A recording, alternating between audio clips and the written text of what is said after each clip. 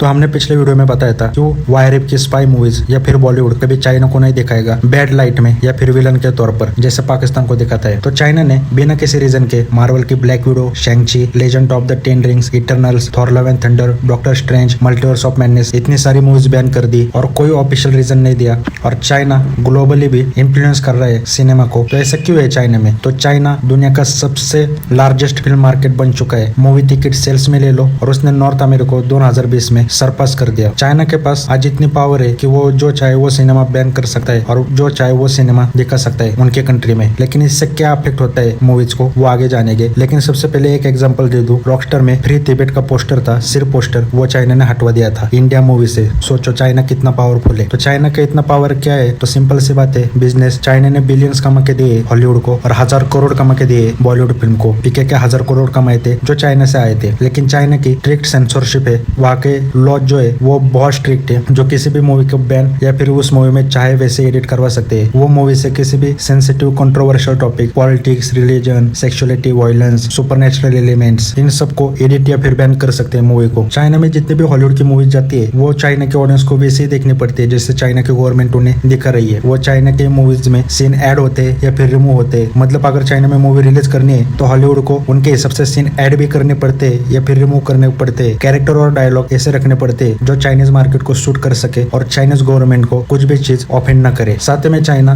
बहुत सारी commercial successful movies produce कर रही है जो हॉलीवुड से कम्पीट कर रही है और हर जॉनर में कर रही है, जैसे कॉमेडी, ड्रामा, साइंस फिक्शन। और यहाँ तक नहीं रुकता चाइना अपने फिल्म्स, टीवी शोज बाहर देशों में भी किसी न किसी तरीके से पहुंचा रहे, जैसे ऑनलाइन प्लेटफॉर्म हो। तो इसी वजह से बॉलीवुड मूवीज चाइना में कुछ भी कमी नहीं दिखा सकती या फिर कुछ भी चाइना के अगेंस्ट नहीं दिखा सकती, क्योंकि सीधी सी बात है, अगर चाइना को एक बार भी कुछ गलत लगा तो चाइना ऐसा बैन लगाता है। और रिसेंटली इसके वजह से हॉलीवुड को भी बहुत नुकसान हुआ है।